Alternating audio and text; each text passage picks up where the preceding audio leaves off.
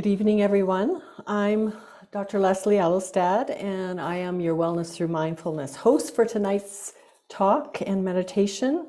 I am part of the committee for Wellness Through Mindfulness as well as one of the teachers. Wellness Through Mindfulness is a local Calgary group that is dedicated to presenting information for you about mindfulness and practices that you can do. We have been inviting local Calgary practitioners and teachers for the last 5 to 6 years. We started at Shaganappi Community Center, and then we did take a pause at the beginning of the pandemic. We weren't sure what to do. And then we partnered with the Calgary Public Library and started presenting online. So we present every first and third Thursday. And we're very glad that we've been able to make this partnership with the Calgary Public Library. It's been a very fruitful partnership, and we're appreciative as well. I want to express my appreciation to Maya for hosting this evening. We do have a website, I believe it is posted in the chat, and that is where you can find videos, the copies of the videos of these talks and guided meditations, as well as some written information and some resources that you could use to learn more about mindfulness. And then I wanted to comment on the topics that are coming up. You would have seen them in the posters. On February 17th, Dr. Phil Bluestein is going to speak about gratitude, negitude, or alitude. And his description is, it's easy to experience gratitude for what makes us happy. How do we develop a skillful relationship with all of our experience? And then he poses this question, what is post-traumatic growth? On March 3rd, I will be talking about the mindful connection to the beautiful. Practicing mindfulness opens us up to profound states of well-being, and this well-being can make us more sensitive to the beautiful. When we are able to behold beauty without clinging to it, we can open to a natural source of well-being. So in this guided meditation and talk, we will explore mindfully connecting to the beautiful. And I would like to introduce Stacey Madden, who is giving the talk this evening. She is somebody who I have taken some courses with, weekend course and an 8-week course, and found her teaching very helpful. So I personally recommend her. She's got many different educations, so I'm just going to mention some of them if you're curious where she's coming from. She's a registered somatic movement educator, a trauma-informed yoga and meditation teacher trainer, and a pelvic health professional. She's certified in mind-body therapy, somatic experiencing, interpersonal neurobiology, and movement for trauma. She offers a whole person inclusive approach to emotional health and physical well-being. She blends a rich tapestry of modalities and practical experience and endeavors to share what it means to be an integrated and embodied human. And we have posted her website, I think. It's staceymadden.com. And I'm very much looking forward to Stacey's talk, and we'll be together. I'll be with you again in the question and answer period, and pass it over to Stacey now.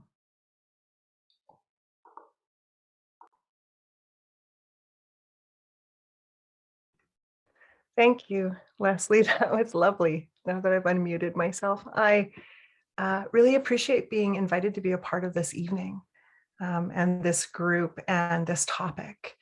So everything that I'm going to speak about or offer tonight is simply an invitation for all of you to explore and consider and perhaps try. Nothing is a directive here. Everything's just an invitation. I've created a slide set that, upon reconsideration, looks like it could probably be like a 2-hour workshop. So I'll probably skim through the most important parts, skim through the slides, land on the most important parts of the slides, and then we'll do some embodied practices at the end if you feel so called to do that. Something else I would like to mention before we begin is something that I've been practicing for the last 2 or 3 years now, and it was passed on to me from a teacher. And that's the practice of tequanimity. So a little bit of a joke there. From yoga and mindfulness practices where we practice equanimity. In these times, we're practicing tequanimity. So what that means is, if your internet connection or my internet connection gets a little bumpy, or you have to ask Maya for a little bit of help to figure some things out, all we need to do in those moments that can lead to an amount of tension and frustration is sit back, take a breath, and say, tequanimity now. We will get through this. We'll come to the other side. So I just want to invite a little idea of tequanimity. So my name, again, if anybody is curious, is Stacy Madden. My pronouns are she, her, hers. I live here in Calgary. And did I say that right? I'm not from Calgary. I had to teach myself to say Calgary instead of Calgary. I grew up in central Alberta and have been here for more than 20 years now. And over the course of this 20 years, I've gone from being a pretty movement-oriented yoga and meditation teacher to now being a registered somatic movement educator with a pretty broad focus in trauma and the body and emotional well-being and resilience through movement and awareness practices. And that's what we'll be looking at tonight. So without further ado, I'm going to hit share screen. If this doesn't work for some reason, take a deep breath, tequanimity now. We'll check in with Maya, but there we are. These will be available on the WTM website afterwards. And you are welcome, if you decide to download this package or look at it later, if you have questions about anything that we've kind of skimmed over or that we've practiced, you're more than welcome to contact me. My websites, my emails kind of listed all over the place, and I would be happy to answer any questions. Yeah. So welcome.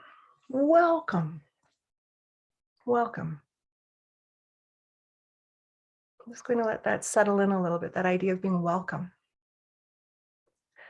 Welcome to this space and this practice tonight. Welcome to everybody who's here with cameras on or cameras off. In this practice, nothing needs to be hung up at the door this evening. We're often conditioned to, walk into perhaps our workplace and hang our emotions or our feelings up at the door and zip ourselves up and conduct ourselves in a certain way. In these practices of somatics, which is about the body and the body-mind, everything about you is welcome. Everything that you consider worthwhile and beautiful and terrific is welcome. And everything that you worry about or think is unworthy, that's also welcome. All of that's welcome. So your mind is welcome. Your thoughts are welcome. The positive thoughts, the negative thoughts, as we've decided to apply that. Your memories are welcome here. Images are welcome here in this practice. Neurotypical brains are welcome here. Neuroatypical brains are welcome here. Your body is welcome here, your full body and all of its beauty and its bumps, its form, its function. Your body is welcome in this practice tonight.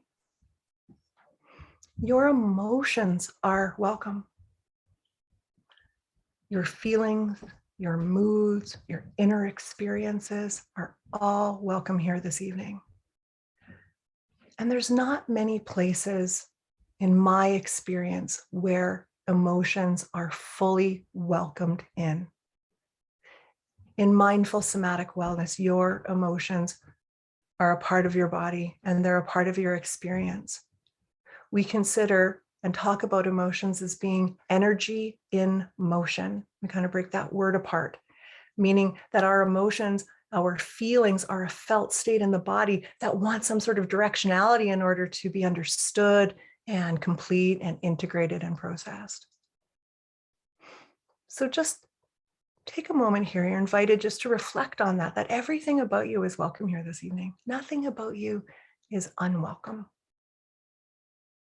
And how does it feel to know that everything about your experience, everything about you is welcome to be in this practice? As Ram Dass used to say, it's grist for the mill, meaning it's more information to grind down, make subtle, and understand. So mindful somatic wellness is considered embodied emotional support. So what I offer is an interdisciplinary bottom-up approach, meaning from the body up to the mind, where we integrate sensations and memories and thoughts and perceptions and our environment. It's really sort of a path to something we call embodied cognition. And although we've sort of parceled these things away from one another, they're really a single human experience: thoughts, perceptions, emotions, moments, memories, intertwined inexplicably and importantly with the world that we live in. And I like to recognize that every being is capable of reorganizing to something more functional, to something maybe even peaceful, when we start to land in ourselves fully with movement and mindfulness practices and breath and awareness.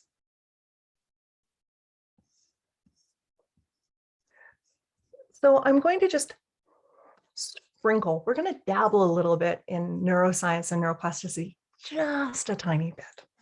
I'm not a neuroscientist. You might have notice that you didn't catch that title at the beginning. I'm not a neuroscientist, but it's really important to have an understanding of how our neural functioning, our neurobiology affects how we perceive things and how our body feels things and how our body perceives things internally and externally and sends messages back up to our brain.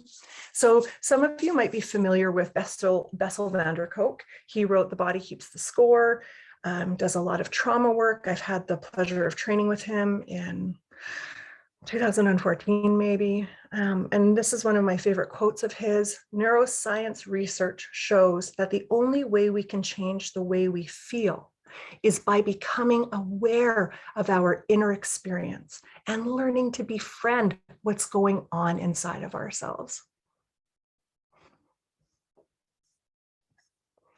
And from there, we're going to be exploring this evening the felt sense, what's called the felt sense.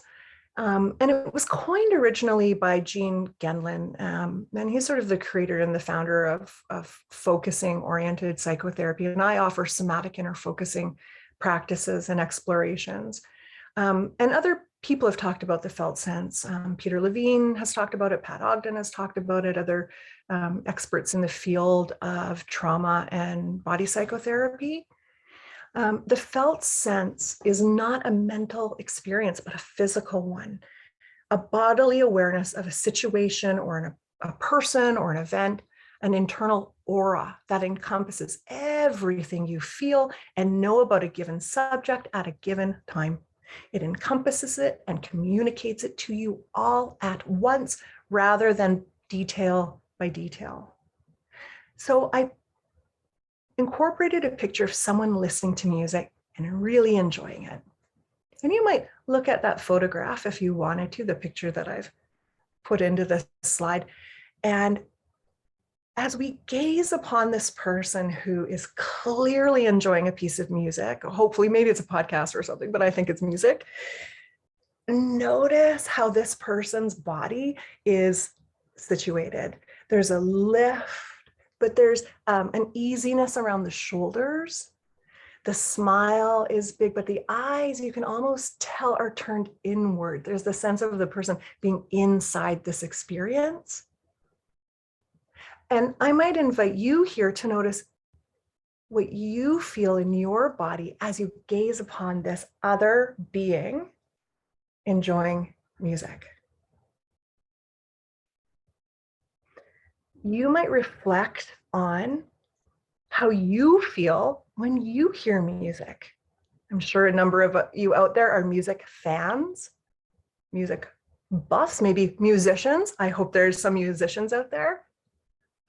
When we listen to different pieces of music, I don't have them arranged, but we could even reflect on that here. I do this in other classes. Imagine I'm playing right now a beautiful symphony, some gorgeous piece by Chopin or Beethoven, perhaps. And you might even remember, if you're imagining that music, how your body responds. There's a response to it. And it doesn't come with words. We almost have to reach up into our brain to figure out the words that we would describe how we feel when we listen to a symphony or something symphonic. Now imagine I switched the music to some sort of like driving heavy metal rock and roll. I just switched it from this Chopin into like Metallica. Just to even noticing that, even imagining this, your inner sensations and awareness might shift. So something with a lot of guitars, something with a driving beat.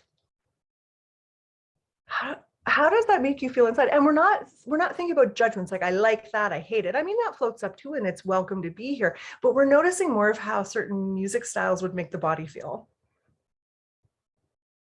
What if I switched that heavy metal Metallica music and I started playing some nice flute, something light and like from Peru or something, nice little bit of flute. Like, how would that change your felt experience in your body? And then what if I changed it to some indigenous drumming? Just the memory, just the thought of me switching music styles, you might be having what could be called like a visceral response in your system. So this is a great example of exploring the felt sense, music through music. We're going to explore, I might ask you to consider this idea in focusing that we talk about, which is inner processing. And this isn't any type of, diagnostic tool or anything to like really apply to yourself very heavily as like a label or anything. And this is a spectrum. I'm just doing either sides of the spectrum. But one side of this inner processing, so how we understand the felt sense and what it means to us, how we interpret it, one side of this might be called or considered being a close processor. A close processor is somebody who can easily feel sensations inside their body. This is interoception. They know when they're hungry. They know when they're thirsty. They might really be able to pinpoint where a headache is. They might have cold hands and feet. They might really be able to sense their body temperature. Close processors, oftentimes, generally speaking, can identify emotions or memories that go along with that sensation. Oh, my gosh, I'm really hungry. I'm mad I forgot my lunch today. Like, there's some pieces put together. Close processor, someone who's a close processor, processes the felt sense and somatic awareness, can sometimes become easily overwhelmed with feelings. Sometimes you'll hear this term of emotional flooding. There could really, really easily, emotions can shift from one emotion to another quite rapidly with close processing. On the other end of this spectrum, if we could travel, we're going to get the other side. The other far side is being what's considered a distant processor, distant processing.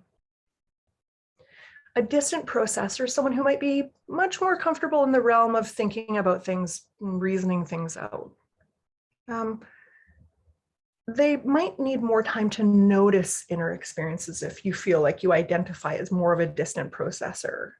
Someone might say, I'm really sad. How do you feel? And a distant processor might be like, you feel sad. How do I feel? They might need to reflect on it a little bit.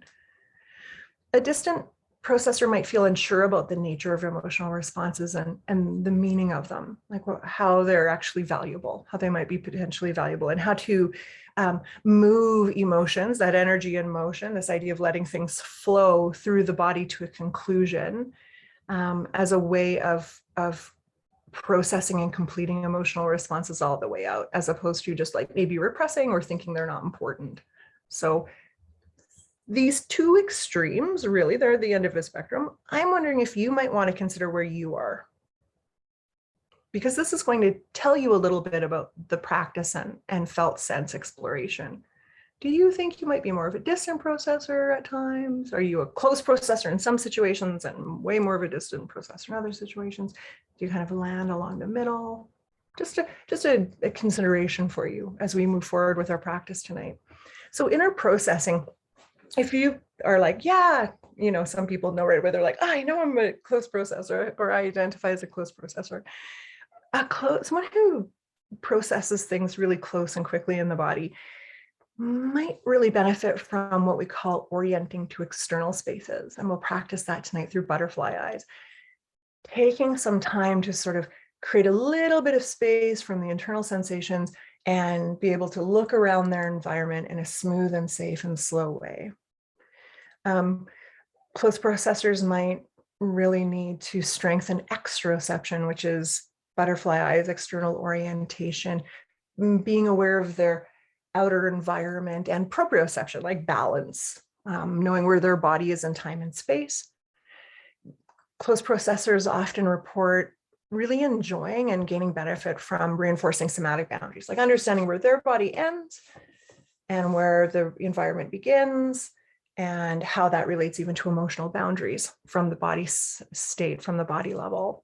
And they might benefit from slowing down, being able to parse things out and take a breath between thoughts and just allow things to show up a little more slowly. Someone who feels a little bit like a distant processor, who's more comfortable with thinking rather than feeling, might benefit from more inner orienting and interoception. So some practices where you are going inside and noticing feet and legs and hip joints, being in the joints. They're rich with neurotransmitters. Hips and joints are so smart. They have a lot of information to send to our brain. They might really enjoy or benefit from noticing breath practices, pranayama and yoga, or just breathing practices and mindfulness. They benefit from regular mind-body practice. Distant processors really benefit from sort of like a more structured practice, as do close processors. And some exploration about how body experiences relate to emotions. Like, what's the relationship to how we think we feel and how we feel in the body? Because our emotions are a bodily felt state.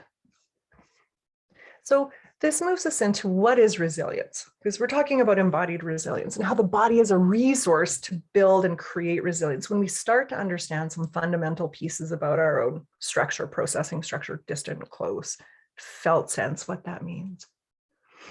So you might think right now about some of the ideas you have about resilience, some of the ideas that kind of land up here. What do I think about resilience? What have I learned about resilience? What have I heard about resilience? And in some circles, we talk about resilience as being response flexibility. So being able to, bounce back quickly from disappointment, that sort of thing. Resilience sometimes is the ability to feel settled after maybe an upsetting or surprising event, not being stuck in that flight fight. Being able to anticipate and prepare maybe for difficult moments or hiccups. And also another word that comes up a lot, I've noticed when I talk about resilience with people, is this concept of like perseverance, like being able to work the way through. What other words have come up? Maybe some of you are thinking about like grit. I love that word. It's such a good concept, but like that idea of like having grit is with resilience. And none of these are wrong. I mean, this is all how we conceptualize, cognitize the idea of resilience. But what does this have to do with the body and the felt experience of resilience? So one of our favorite questions in somatic experiencing is, how does your body tell you what you're feeling is true? If someone says to me, like, I'm feeling really angry, I'll say, yeah, where do you feel that in your body? And we bring everything back down to the body level so that we can embody that moment in order to fully understand it, process, and integrate it. So all of these are really like thought-based ideas of resilience. So what's somatic resilience? What's embodied resilience? This idea of being, well-being, being here now. When we talk about somatic resilience, what we're focusing on is growing our capacity for living day to day with change. So just really letting that kind of float and settle into your system, into your body, into your tissue, growing capacity for living with change. Boy, we might collectively really need this right now. And growing capacity, like, what does that mean? It's this idea of the body being regulated enough in our nervous system to respond in that flexible way on the level of our digestive system, our heart rate, our circulation, our circulatory system, our fascial network, this connective tissue throughout the body. So we're looking for a way for the whole body to be present, to live and move with change. Somatic resilience is about awakening self-healing or self-organization, internal organization through connection. Through connection. Somatic resilience is about being in service in some way, shape, or form to our communities and to the greater earth body, to the planet that we live on. Somatic resilience can start at either end, but it incorporates the individual, the community, the lived community, and the environment, the planet that we live on, and how those are all interconnected. So a little bit different, a little more heartfelt, about somatic resilience than a concept, words. So embodied resilience really is connection with yourself, your body, mind. In somatics, there's not a lot of differentiation between those two, or sometimes we refer to it as mind, body, and our emotional state. It's connection with the family, and it's connection with the larger world. And I love that picture that goes with it, like there's some happy, soulful connection. Resilience is relational. Resilience is about relationship with our inner state and with our external world. I won't spend a lot of time on neuroplasticity. You might have heard some about it. You can read the slides. Mindfulness practices encourage neuroplasticity, this growth of the actual structure of the brain, the synapses of the brain, and our ability to have a lot of different pathways in order to understand and experience life, external life and internal life. Experience is the catalyst for neuroplasticity. I see a spelling mistake there, I apologize. Neuroplasticity and learning for our entire lives. So we can always, always, always encourage neuroplasticity to create more pathways through the mind and the body. And we can choose experiences which encourage more neuroplasticity. This is one of my favorite quotes by Dan Siegel, Dr. Dan Siegel from the Mindsight Institute. Inviting our thoughts and feelings into awareness allows us to learn from them rather than be driven by them. So feeling thoughts and emotions in our body allows us to befriend them and validate them rather than being chased by them or chasing behind a river of emotion. So what interrupts our ability to engage with mindfulness? Because I know some of us out there are like, I try, I don't know what it means. And what interrupts our ability to increase neuroplasticity? What stops us from fostering resilience? How do we find those blocks? It could be our nervous system. If we're living in a lot of fight flight, I'm sure some of you have heard this idea of survival responses that have gotten us through our lives.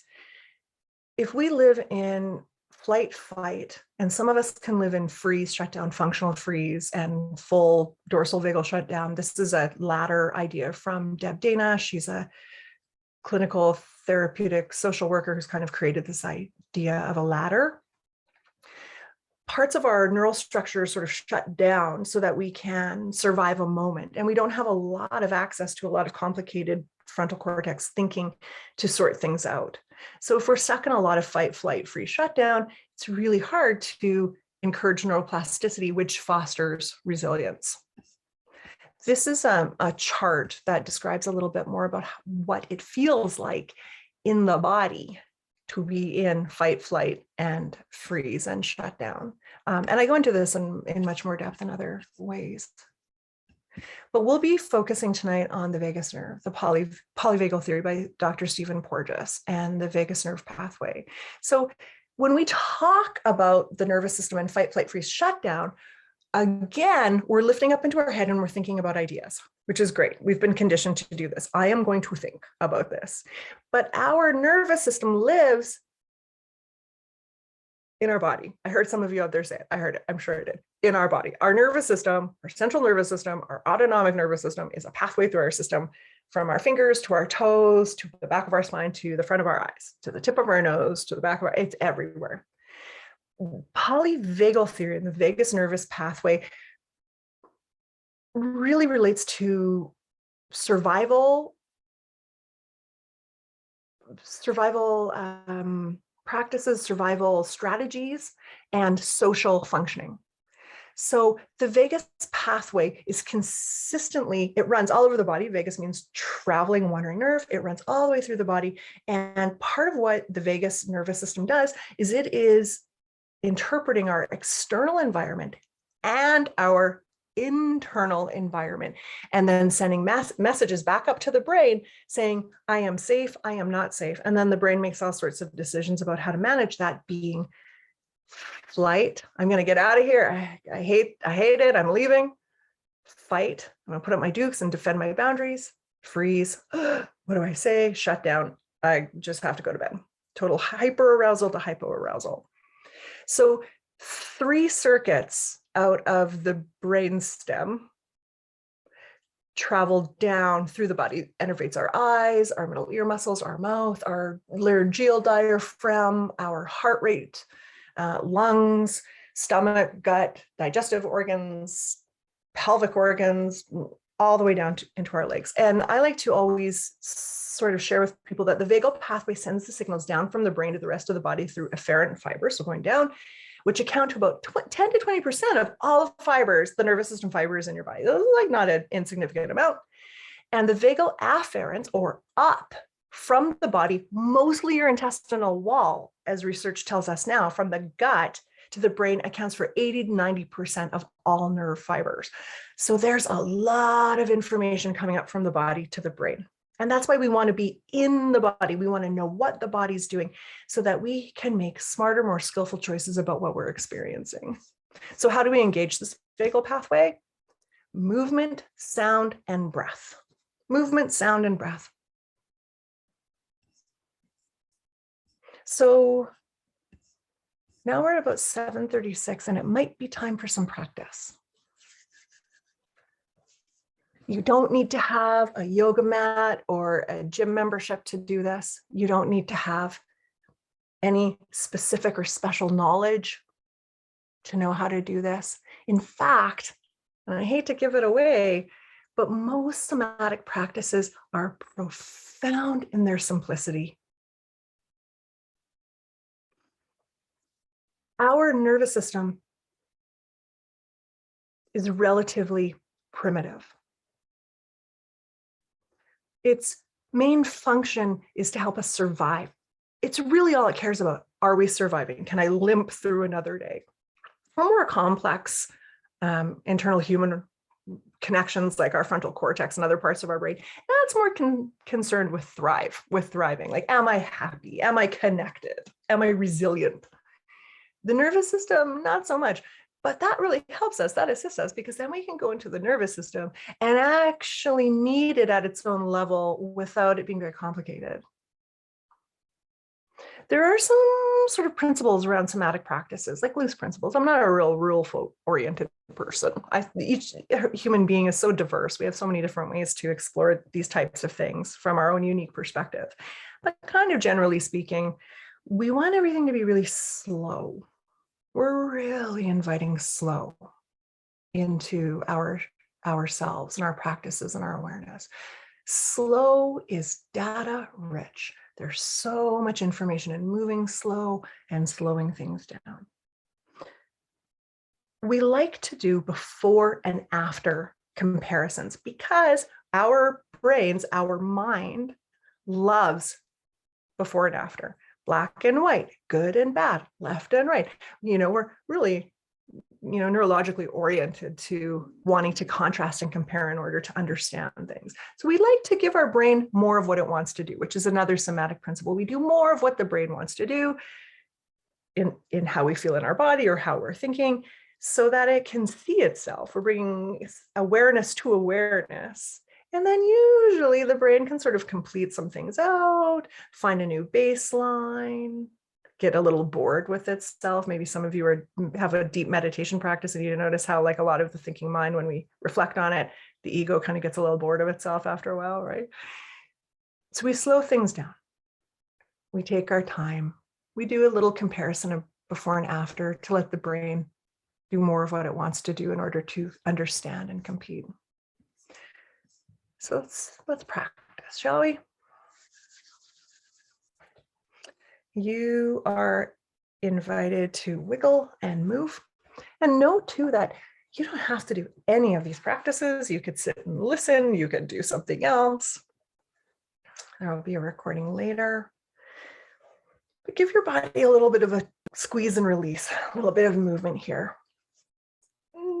Maybe you need to do a little stretch or a little bend side to side, or just make yourself more comfortable.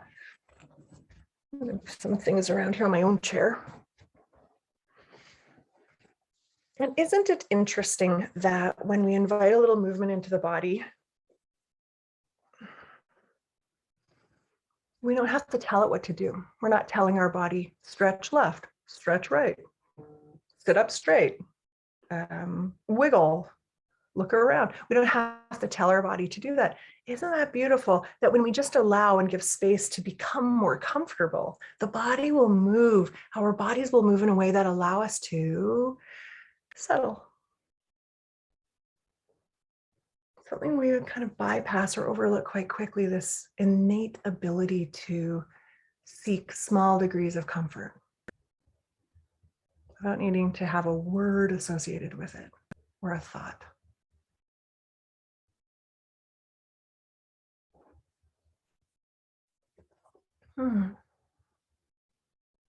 You might like to practice butterfly eyes with me, where you maybe look at your computer screen or just slightly behind it, and you might imagine a beautiful butterfly. Can you really allow that part of yourself that is creative, that loves to imagine, that's tied to memory?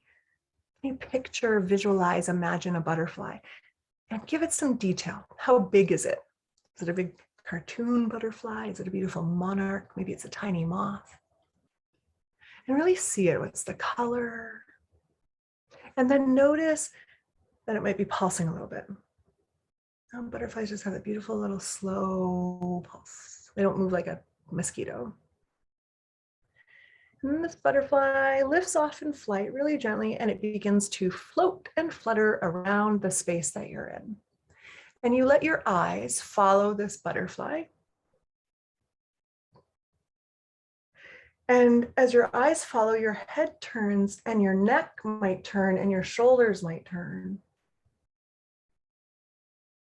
As you imagine this butterfly just floating around your room.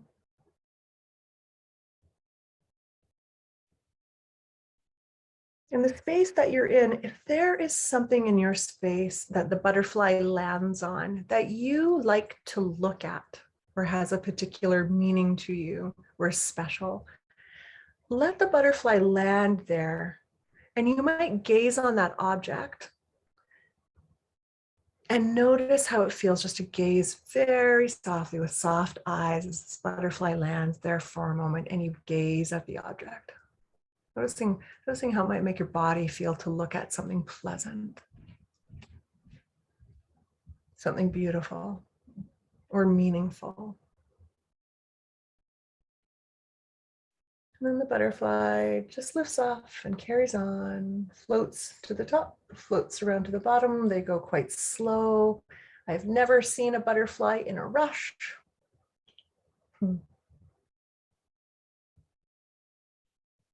Until that butterfly comes and lands in front of you again, nice and slow, where it began. Then when the butterfly lands again, notice how you're feeling. Notice if your breathing has changed. Notice if your body feels different. Is anything different from just letting your eyes follow an imaginary butterfly around the room? Sometimes we'll do this butterfly practice for about 30 seconds, or just until you notice something has shifted in your perception. Maybe your breath changes, it feels a little deeper or slower. You might start to feel a little dreamy, maybe some down regulating to your nervous system, coming down out of a fight flight if you feel kind of revved sometimes. And this is an exceptionally soft and gentle and yet powerful practice for nervous system down regulation, coming from a sympathetic nervous system activation response into something a little closer to calm. Kids love it, but it's so good for grown-ups too. When that butterfly settles and you notice how you might be feeling, it takes a moment just to rock from sit bone to sit bone if you're sitting on a chair. And you might tip forward and back a couple of times. You might go in circles. And we're just seeking a moment in our body, a place that might be the center of your sit bones. You're not tipping forward. You're not tipping too far back. Just a centered place. There's something almost liminal about it. Something almost just like in between two moments, the centering. And when you've found center, you might gently close your eyes. If that works for your practice, you could keep them open as well. It's up to you.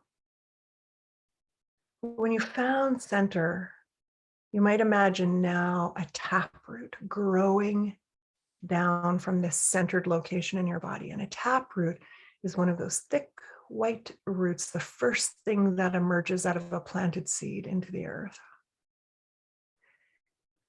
It's not spindly. It has form to it because it is rooting down. And as it roots down, it connects and engages into the soil. And then smaller roots grow laterally out of the taproot. And that taproot grows down deep into the earth so that the plant can lift high up to the sun. So can you let your spine just gently lift up as though it's a fresh seedling coming out of the earth and reaching towards the sun? So really gentle lifting through the spinal column, nothing hard, nothing not too much work in the body, just a gentle, almost spiraling, almost serpentine-like lift to the spine. So there's this taproot down and a lifting. And when you are feeling centered and rooted, and maybe just a little more present to this practice now, to this moment, I want to ask you to consider, what gift did you bring with you here tonight?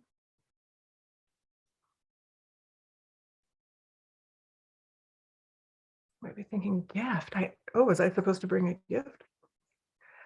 What aspect to your humanity do you carry with you everywhere you go?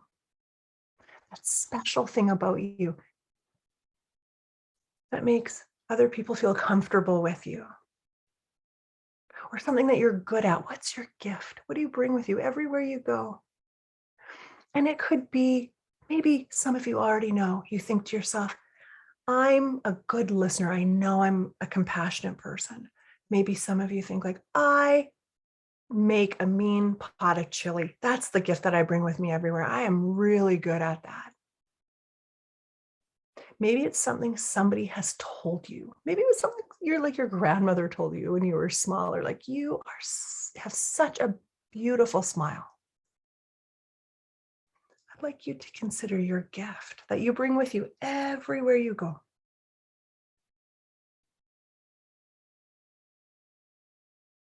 And as you reflect on that gift, what do you feel happening in your body?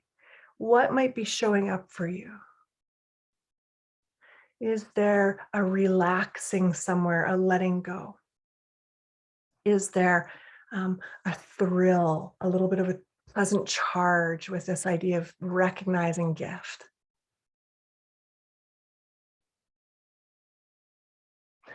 Is there a little bit of sadness? Maybe there's a bit of grief there. You're like, I've never considered my gift before. I'm not sure. Whatever it is, notice what you're feeling in your body.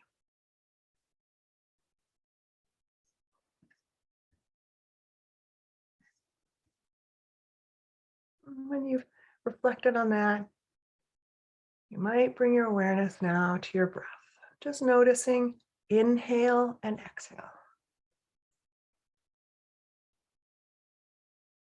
And the invitation, if you so desire, is to just allow the breath to show up exactly the way it wants to, without needing to enforce a style or a type of breath. What if the exploration was simply to notice the breath moving in through the nostrils, perhaps slightly cool as it draws in, noticing the breath as it leaves the body slightly warmer.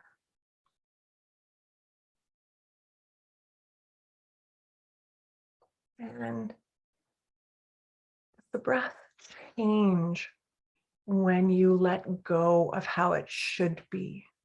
Does it feel differently when you let go of the need to make it be a certain way? What if shallow breathing was okay? It's almost like I feel like psychic ripples out there, like, what? Yeah, I hear that a lot. Like, I'm a shallow breather. I'm not breathing right. What if every breath you took was exactly the right breath to have? That there is no wrong breathing. There is no wrong inhale. There is no wrong exhale. And when we allow our breath to be exactly the way it is in any given moment, it will shift and change. You might release some tension around that idea that the breath has to be a certain way. It might become more comfortable. A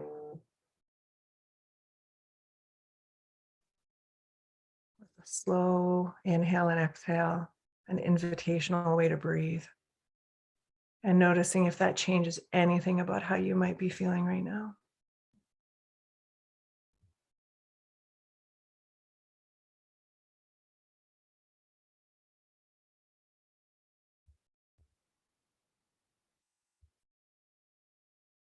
Once you've sort of let the breath show up exactly the way it wants to show up, you might invite the breath. What about this consideration? What about this practice? You might invite the breath to be a little slower or a little longer on the exhale. What might that invite into your feeling sense, into your felt sense when you say, oh, what if the breath, would you like to be slower on the exhale? Kind of like a balloon kind of deflating.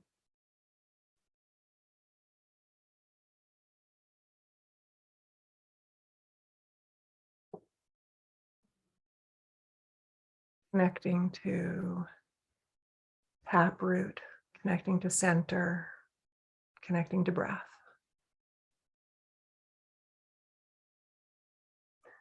You're invited along with me to practice some humming before we move into the next practice. And everyone's on mute, so no one will hear you. But you don't have to do this. You could just listen to humming, or you could imagine yourself humming. Some of you might have a mantra or different sounds that you like to make. When we start to make sounds, you're invited to do that too.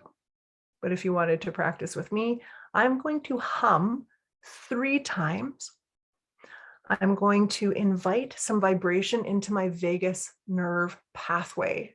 And I might feel it in my throat or the back of my throat or in my chest. So you could bring a hand to your chest if you wanted to, inviting a little touch support there just to pick up some vibration. You might wiggle again and become comfortable, and we'll hum 3 times.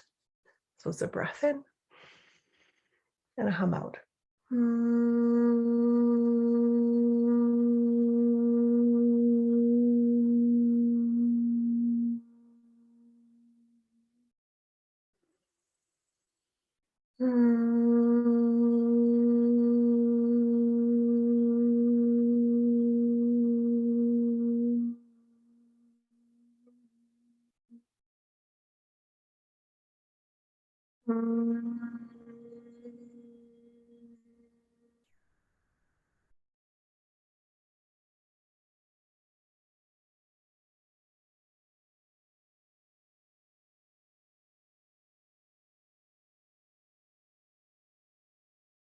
We'll do a practice now called interrupting habitual somatic patterns, places of tension or even freedom in the body, any type of unconscious somatic pattern that holds us in a state and doesn't allow for us to be fully embodied, doesn't necessarily allow for us to break out of fight, flight thinking or feeling.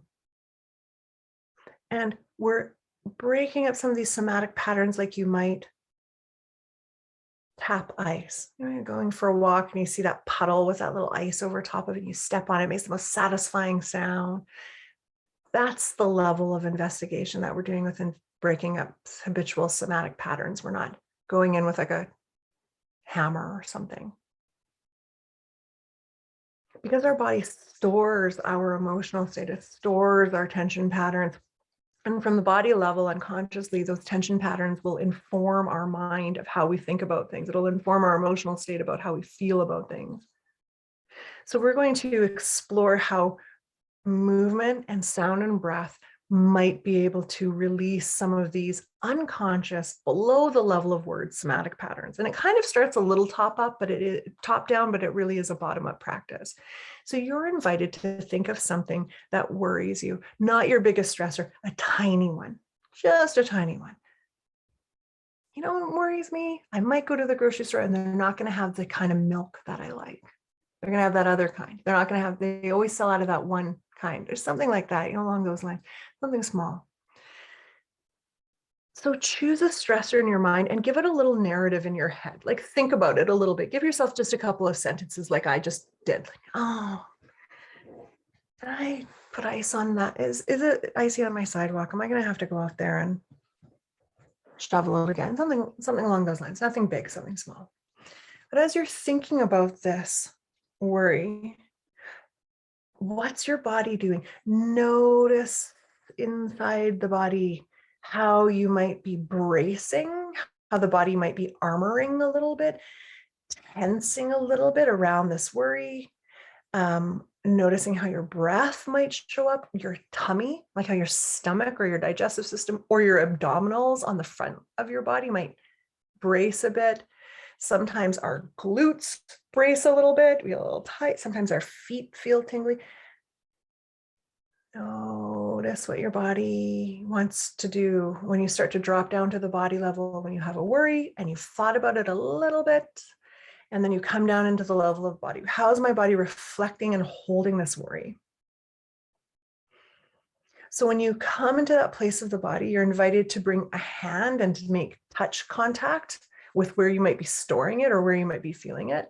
And some of you might want to imagine, like, if I felt this in my body, where might I feel it? If you don't have a clear felt sense, you might think, if I was someone who felt this in my body, where would I feel it? You can guess or imagine.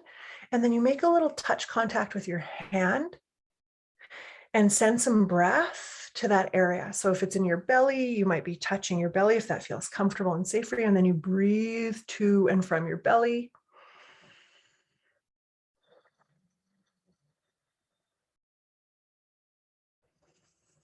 And then we're going to send a little sound to that place in the body. Let's do a hum in that area.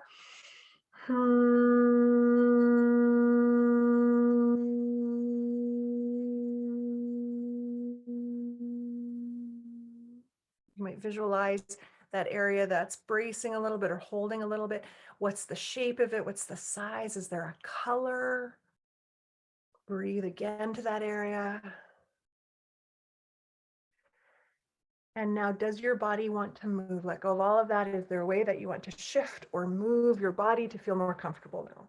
So maybe you want to keep touching that area. Maybe you want to let go. Maybe you want to kind of roll in and maybe roll out, kind of coming out of that practice a little bit by moving the body. You might look around again.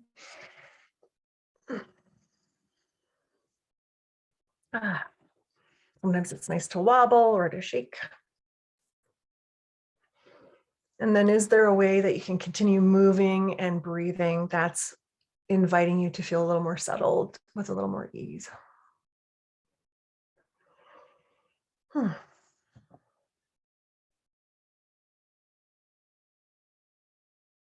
so just noticing how your body might be feeling now, or how you might be feeling seated in your chair or on your couch or wherever you are. Where in your body, like inside or outside, somewhere in the joints, like where might you be feeling kind of better right now? Letting the mind sort of notice.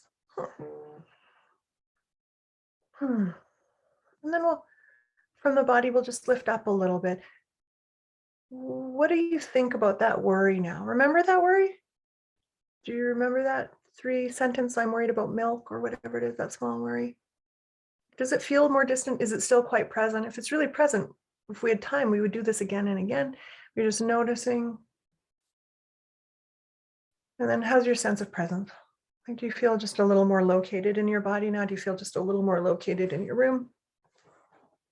Is there a difference? So if there's a difference, give yourself a moment to notice something's changed. A little something is now different in my experience. And it can be hard to put a word to that for some of us. It can be hard.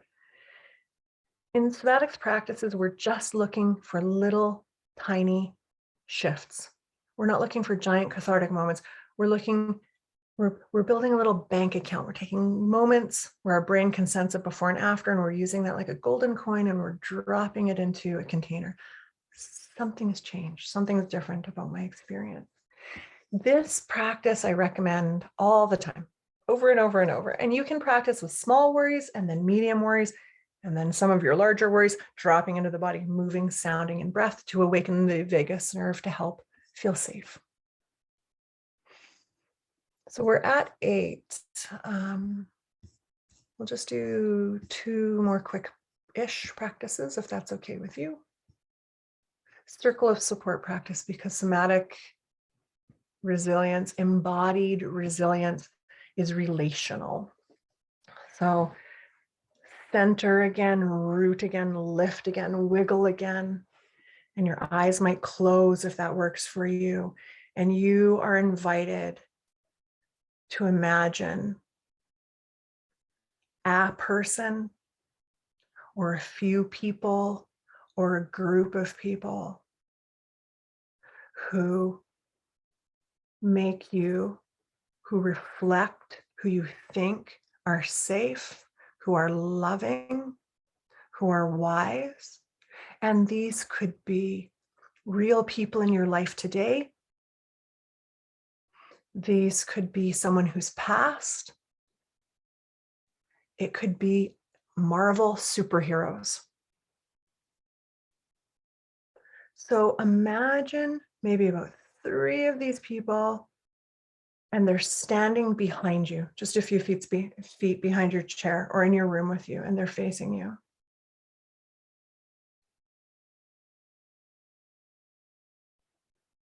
Imagine their faces and how they make you feel, how each one of these people make you feel in your body. Can you feel located and safe and held?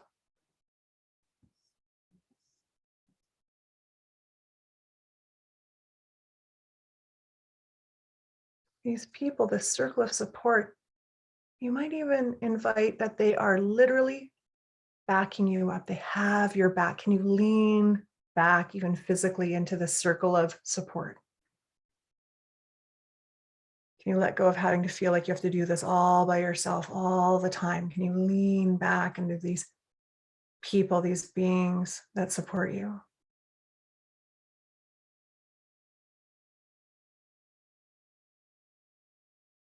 You might even notice how it makes you feel to imagine the circle of support and to lean back physically into it. You might even imagine their hands holding your back, holding you up.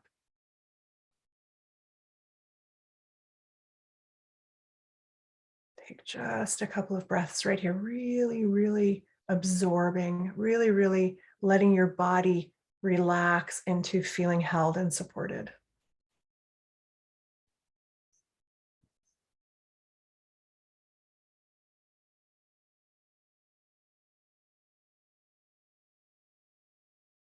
With this level of external support leading to a sense of internal support, I would like to invite you to notice a place in your body where you feel pretty neutral or pretty good. Locate maybe your tummy or your shoulder. Let yourself be aware of that area, how it feels, how you can kind of rest in this place in the body.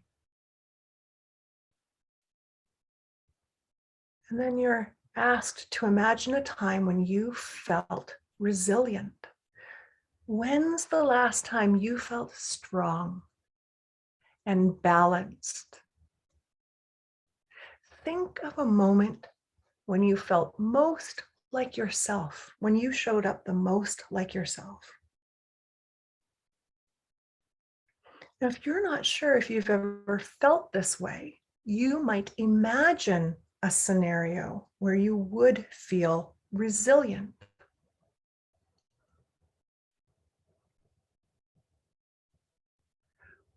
Where do you feel this in your body? How does your body reflect this experience? How does your body hold and let you notice this memory? The last time you felt strong and balanced and most like yourself. And when you've located that area in your felt sense, or you're imagining where you might feel it, take a hand, offer a touch support to that area where your body's telling you, I am resilient, and then breathe into that area.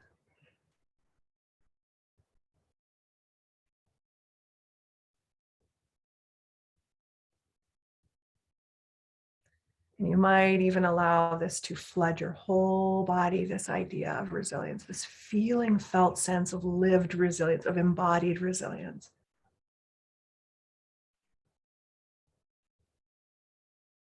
Wherever you are feeling this in your body, this embodied resilience, this place of being connected, of being remembered. Remember this moment. Remember this moment so that you can come back to this area of your body in times when you're not feeling so resilient, when you need to access embodied resilience. Remember how it feels to touch this area of your body. This will be your touch point. You might let your hand float down.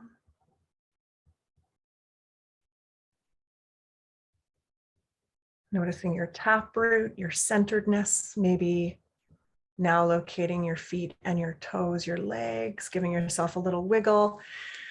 Maybe moving again, inviting some movement. You might want to externally orient, especially if you're a close processor, where you look around the room. And we'll arrive back to this moment here together. And you might really notice what is different. Do you, and you might, this was a shorter practice, but do you feel different now compared to when you first signed in? And how does that feel? What's the felt sense of something has shifted or changed? And you might just feel it. You might not even be able to word it. Does your room look a little brighter? People don't always notice that. Sometimes when our vagus nerve is rebalanced, the room is a little brighter. We actually take in more light visually.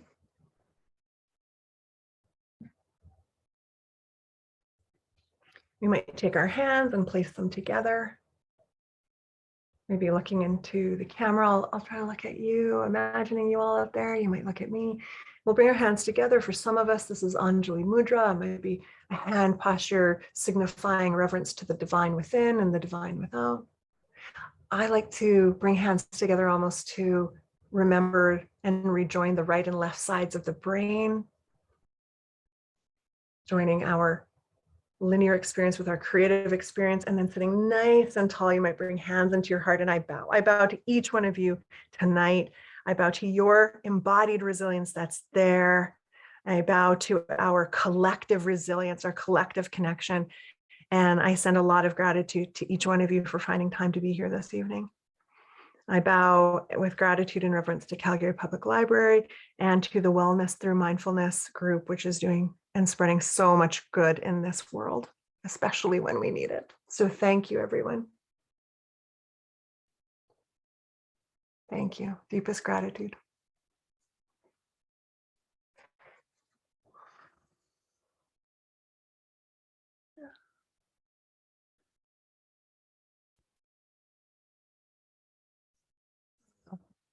Stop the share and I will mute myself.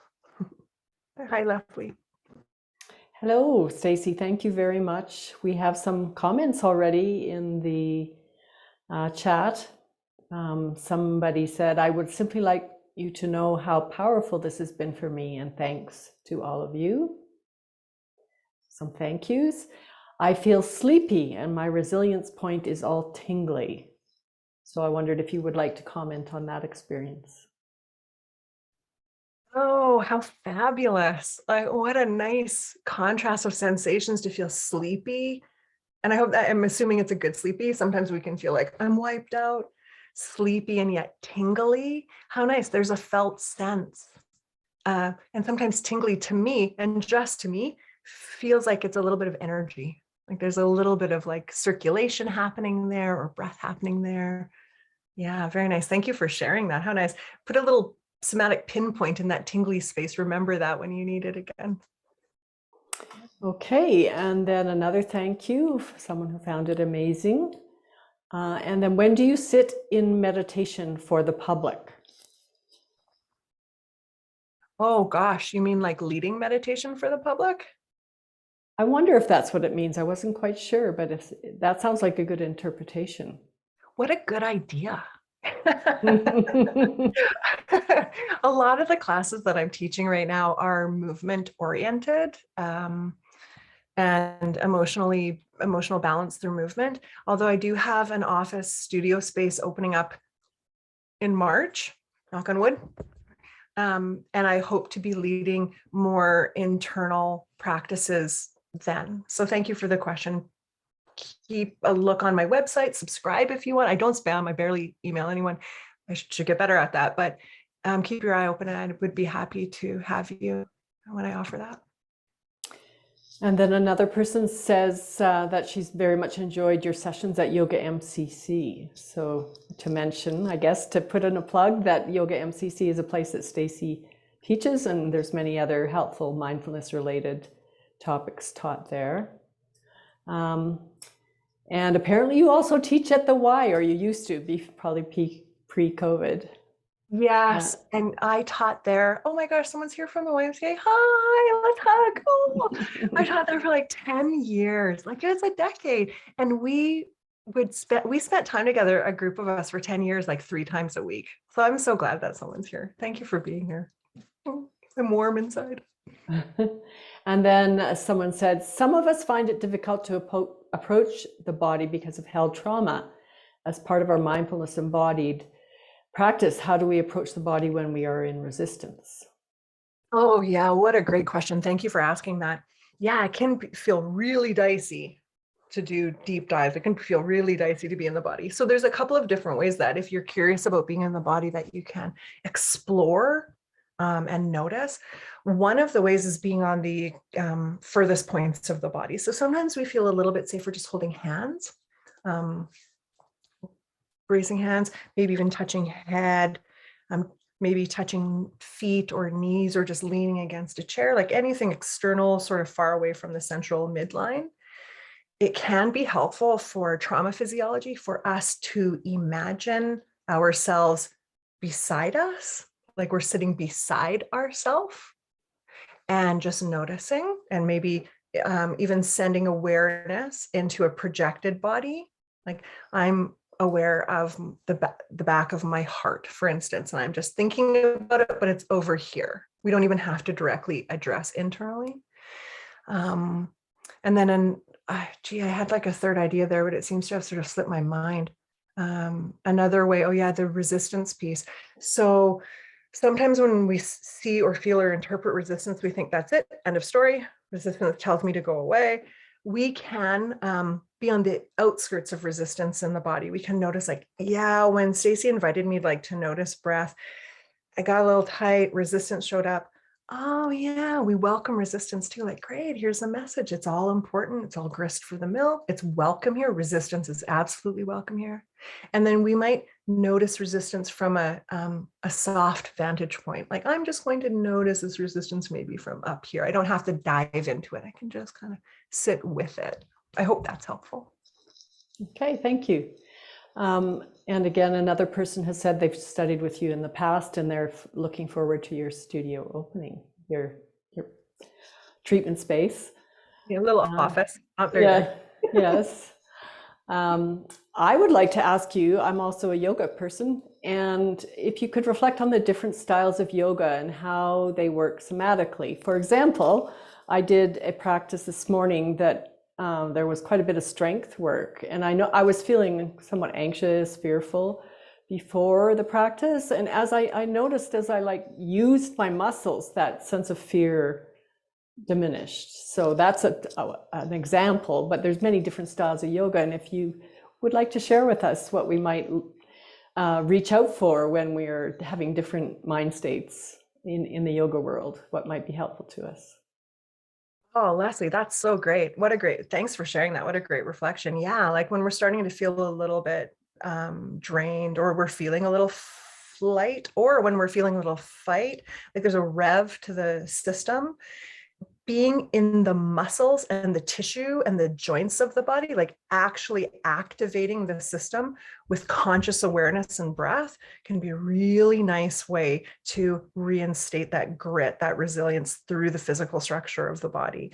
So yoga practices that are encouraging a mindful strength practices, ones where we're not looking for a lot of stretch or a lot of pull against the tissue or a lot of long holding stretch when we're wanting to build that like strength feeling in the body.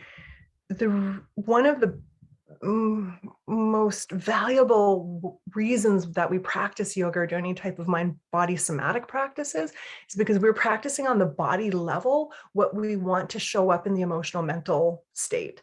So if we want to be really flexible, we practice a lot of flexibility. If we want to encourage a bit of strength in the body, but a bit of presence, we practice something that's a little bit stronger, maybe a little more visceral. Yeah, I'm trying to think of like specific styles. But it would be more beneficial to talk to teachers or get class descriptions from sites. Here's a little tool. Here's tools that I like to use. This is not necessarily yoga-like at all, but for encouraging strength in the system when you start to feel drained or fearful or disembodied somehow, or you're preparing for a difficult conversation. Remember these? These little like hand strengtheners. These are one of my favorite tools to use. And it's just a slow squeeze and feeling activation through the arms all the way through the pectorals. And then a slow release. So if you're someone who goes into freeze dissociation states, these are really lovely to have close by. Depression, these are really great for like more hypo aroused. What tools are these? These are like, from my memory, these are like from the 70s, and they were like arm strengtheners, like, yeah, I'm going to strengthen my wrists. And they do strengthen your wrists.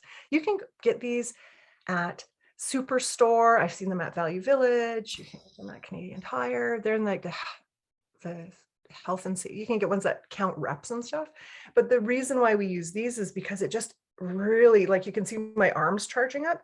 It really gives you that sense of embodied strength in the body. embodied through your arms, around your heart, your lungs, and then you slowly let go. Just a couple of times, a little bit and often with a tool like this. You just tuck them in your pocket, your purse, your bag, and have a difficult day. Let it go. These tools are some of my favorite. Thank you. Now we have another question.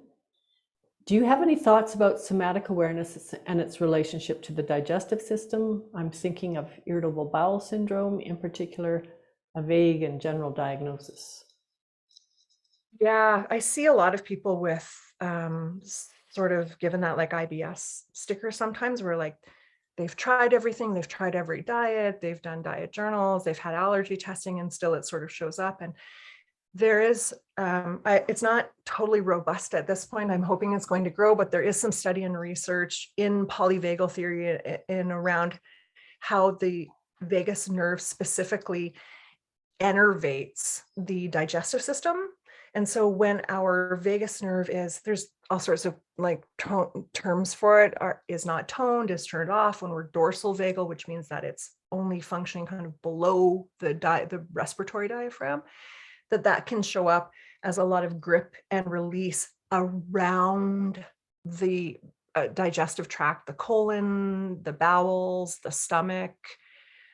So we think, and even like in the slides that I showed, that the gut intestinal lining has a ton of vagus pathway back up to the brain. So the vagus nerve is interpreting food and movement, but there's also a ton of vagus nerve pathway that actually like wraps around the digestive system. Like you think of anatomy pictures, they're so pretty. They're all blue and red. And, the actual living thing is quite different inside of our body. So this vagus nerve is even around the outside. And there's even a really important nerve plexus in around that area. And like, without going into too much depth, what that nerve pathway does is if we're interpreting something as being dangerous or unsafe, whether we're eating it or we see it outside of us, this nerve plexus and the polyvagal system does this outside of the digestive tract, like that. It's kind of like would be like what we call a red light reflex, like squeezing in, and then that manifests as a disrupted digestive system. So yeah, there is definitely a relationship. I hope the research kind of grows on that between vagus nerve. So polyvagal practices, humming, moving, breathing, and there's some other ones, can sometimes help to alleviate that, or even just bring more awareness to what's happening in the digestive system. Okay, thank you. And we have a very important topic brought up here, is long COVID. A person with long COVID. She's very tired, absolute exhaustion at times, no smell after 10 months. She says she knows she needs to get back into gentle yoga more again to help with the joint pain, just can't find the energy most days.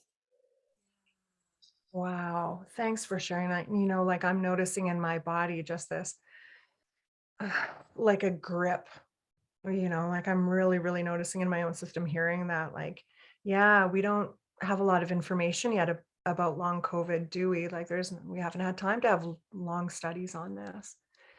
From a nervous system perspective and what you just shared, like a little tiny bit and often, as humans, we have the sense like, I need to do everything I possibly can all the time to rectify this.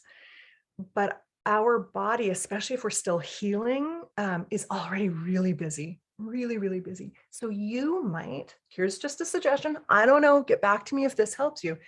You might put on live stream a class from like Yoga MCC. You might look up a gentle yoga practice on YouTube or something, and you just sit back and you get really comfy and you listen and you imagine that you're doing it, like a 20-minute, nothing even all that in depth, and just let your imagination imagine you're practicing the yoga practice without even moving the body.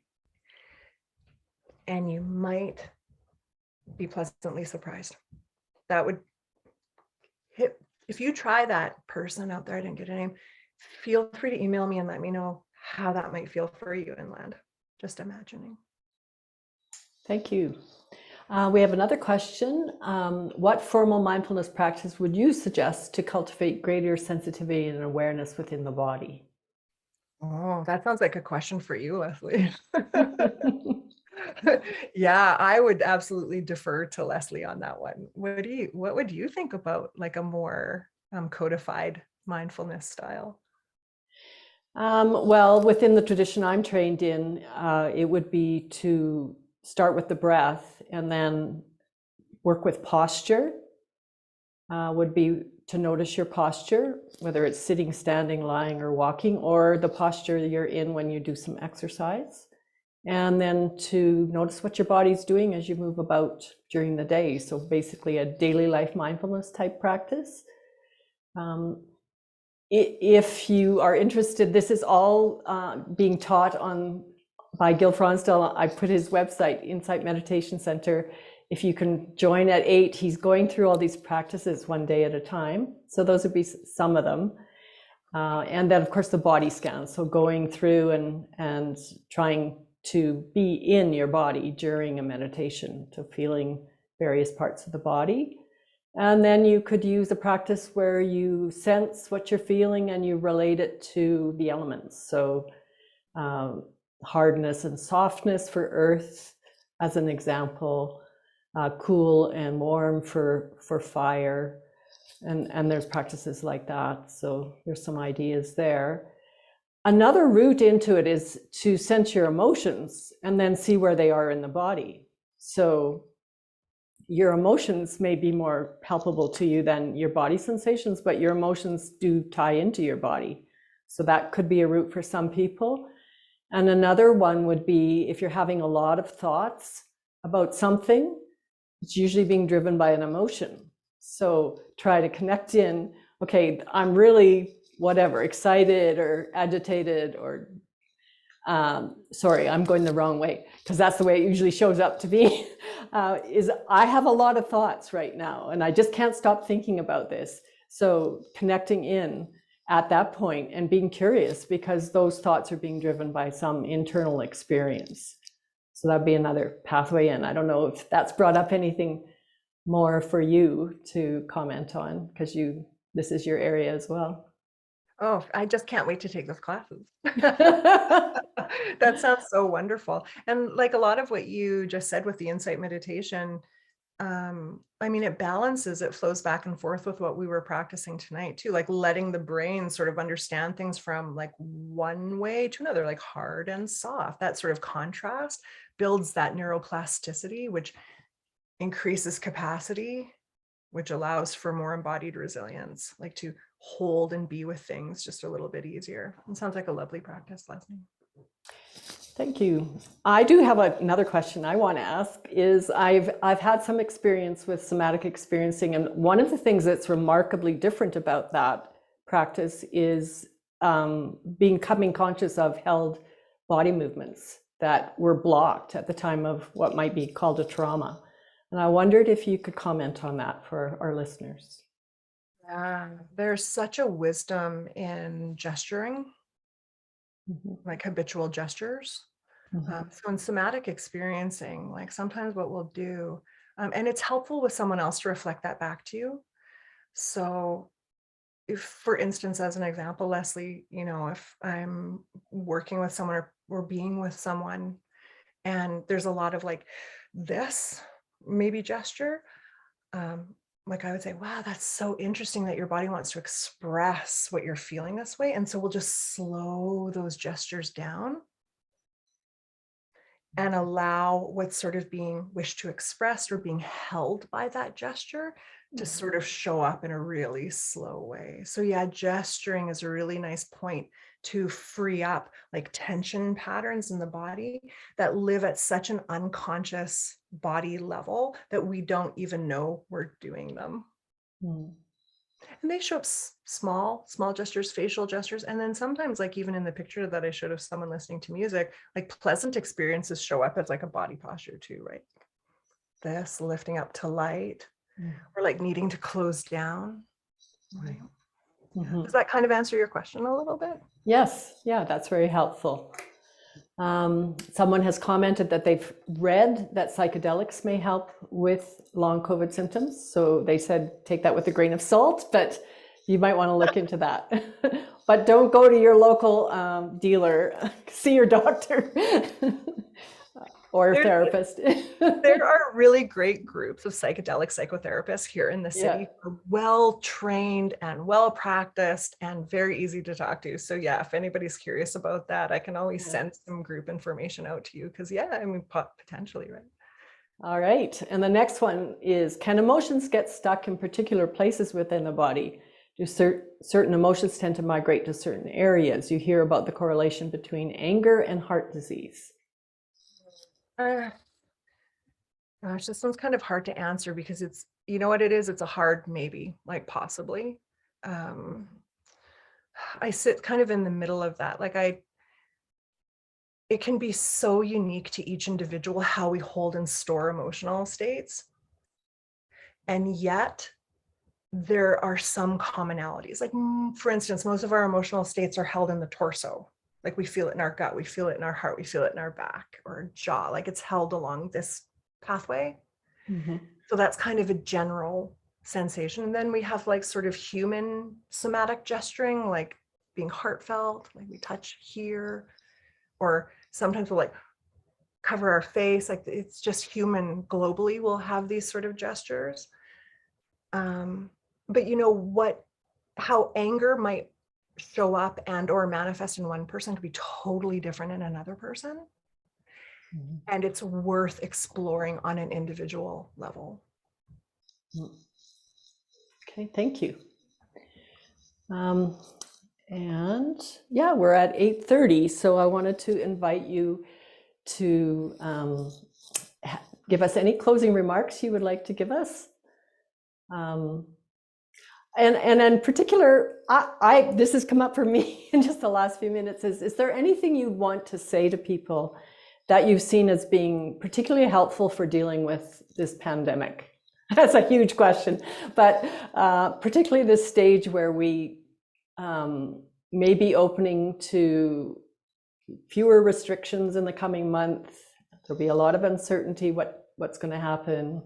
There's all sorts of people who've had all sorts of reactions, including driving their trucks to Ottawa and occupying the streets. I personally found it very disturbing, and maybe others have as well. Just these events in the last week, and any comments you would like to include on that, or anything else you want to say as we end? Like so many, but where we don't have so many. I really, for myself, feel like a larger moment happening here on a body level is learning to be with discomfort, and to tie into that radical acceptance of whatever shows up in your system. So we're all wildly uncomfortable because we don't have a game plan. We don't have a pathway for this. And a human mind wants to have a plan. That's what makes us feel safe. So we might pull back and say, where am I feeling this discomfort in my body? Like, where am I feeling this moment in my body? And my favorite practice right now, I used to do a lot more like red light, green light, like more prescriptive movement practices. But right now, my very favorite practice is listening to some of the narrative. And then with that practice, you get more nuanced about where you are on that ladder, fight, flight, freeze, right? You get a little more nuanced, like you listen to the narrative, you drop into the body, say like, yeah, I'm really feeling that trucker convoy, like right here. And then you touch and you breathe into that area and you just really love it. Just really love it. Like, I am holding this here. I'm feeling this, whatever it is. I'm not claiming an opinion one way or the other, right? You're just really feeling it and then moving it, getting like comfortable with sort of like these instinctive movements that the body wants to do. It's breaking up these patterns, right? We're kind of breaking up this pattern. We're sounding to it, making humming, chanting, mantra, singing. Oh, singing is so beautiful, to open up that vagal pathway, to get that nerve flowing information, afferent, efferent all the way. And then settling doing that a few times. And then the task, like the litmus, is to go back up to the thought pattern, the emotional thought pattern. Am I thinking the same way about that moment? Am I feeling that same way about that idea? Is my body still holding that tension? You might need to go back over it like 2 or 3 times, but that breathing, moving, sounding technique has just been like a dream. Okay, thank you. Radical acceptance of discomfort. Thank you very much. All right, so I have some closing remarks for the group this evening. I would like to let you know that if you haven't signed up for it, we do have a newsletter that we send out and reminders about our events. So you can go onto our website to ask for being included on that. And a reminder that our events are freely offered, but we do have some costs. We do not pay the speakers, but we do have technical costs like the website and getting help from someone to send out our emails and post our videos. So we had a person who's more business oriented help us how to say this. I would never have known how to say this because, as you know, I'm a physician and we never have to ask for money, or rarely. If money's asked for, we get someone else to do it for us. So here it goes. So to continue delivering these twice a month, we do have expenses. As I said, it's not a lot, but the costs are a reality for us. In order for us to keep promoting and sharing the work we do online and in the community, we do rely on donations. If you can, we suggest $5 for an event. And of course, that feels really uncomfortable to me to say that out loud. You'll find a donate link on our website homepage. We're very, very dedicated to supporting our participants and want to keep bringing these events to you. So a little plug for helping us with our costs. So thank you everyone for being here tonight. In particular, thank you to you, Stacy. This has been a wonderful presentation and we have a lot of thank yous pouring in on the chat. You might want to take a moment to look at them yourself.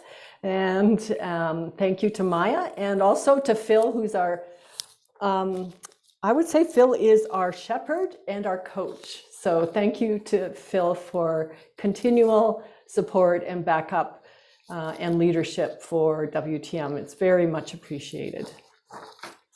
Thank you, everyone. Yeah, thank you, everyone. Thank you. And thank you, WTM. Just one last thing to pop in there. Thank you for doing this. WTM, thank you for putting this together because resilience is relational. This builds resilience. Thank you. Thank you.